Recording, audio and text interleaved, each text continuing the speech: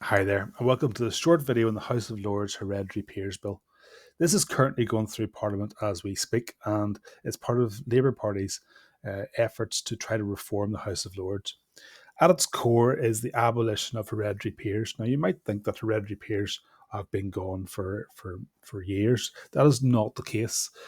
Back in 1999, you might remember that the House of Lords Act by Tony Blair, Major Reform Act, actually abolished all hereditary peers. However, this was with the exception of 92. These were called transitional peers, and they're only meant to be a temporary pause while more reforms actually went through.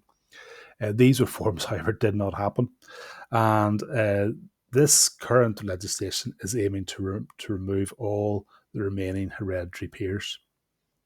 So it's part of the Labour Party's broader reform agenda, which was in its manifesto in 2024.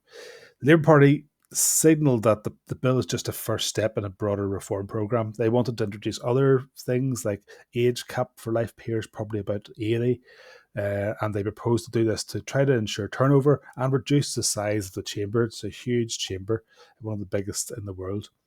It also wants to further democratise things. So while not yet detailed about what that means, it's hinted at long-term plans for a much more accountable and even elected second chamber. Currently, the composition of the House of Lords as of late 2024 was 692 life peers put in for life.